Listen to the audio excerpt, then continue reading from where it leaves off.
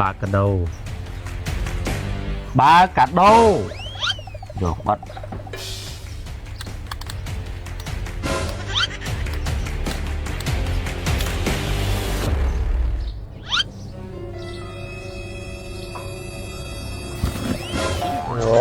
quay đâu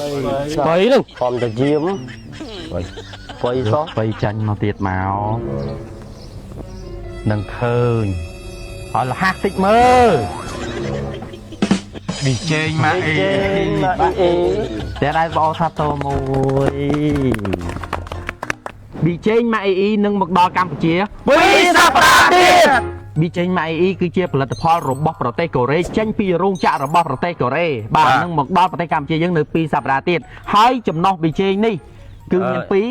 500ក្រាមបាទមានន័យថាកន្លះគីឡូនិង250ក្រាមស្មើនឹង2ខាំកន្លះដូច្នេះ500ក្រាមតម្លៃ 15,000 រៀលតែប៉ុណ្ណោះរីឯ250ក្រាមតម្លៃត្រឹមតែ 10,000 រៀលតែប៉ុណ្ណោះដែលពុកម៉ែបងប្អូនអរគ្នានឹងទទួលបានប៊ីចេងសុវត្ថិភាពដែលមិនប៉ះពាល់សុខភាពមួយនេះហើយមួយទៀតណាគ្រឿនអ្វីដែលពិសេសចំពោះប៊ីចេងនេះគឺណែ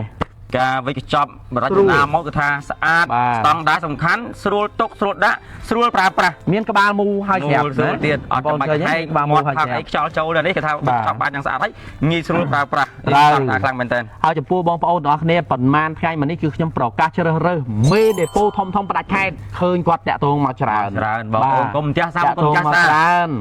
ដូច្នេះចាប់ពីថ្ងៃនេះទៅរហូតដល់ថ្ងៃទី15យើងប្រកាសរើសត្រឹមថ្ងៃទី15ទេបងប្អូនណាមកមុនយើងជជែកគ្នាមុនបងប្អូនណាមកក្រោយយើងជជែកគ្នាក្រោយដោយសារក្រុមហ៊ុនមានលក្ខខណ្ឌមួយចំនួនដូចជាដើម្បីរៀបផែនការយុទ្ធសាស្ត្រឲ្យបងប្អូនមេបោះដុំផ្ដាច់ខេត្តចាប់ហួយបាទគាត់យកទៅគឺគាត់មានសង្ឃឹមថានឹងមានផលចំណេញពីក្រុមហ៊ុនបាទជាស្ដីសម្រាប់ខ្ញុំគឺថាបានភ្លក់រសជាតិប៊ីចេងស្តង់ដាររបស់ប្រទេសកូរ៉េដូច្នេះម្ចាស់ដេប៉ូផ្ដាច់ខេត្តលក់ចាប់ហួយធំបាទអាចទំនាក់ទំនងបានតាមរយៈ Telegram នៅលើវីដេអូនេះក៏ដូចជា Page Facebook របស់ក្រុមហ៊ុនផ្ទាល់យើងជជែកគ្នា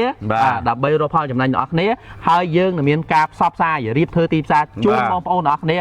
ម៉ាអែម BJ ម៉ាក់អ៊ីសញ្ញាខ្លាំងដូចម៉ែ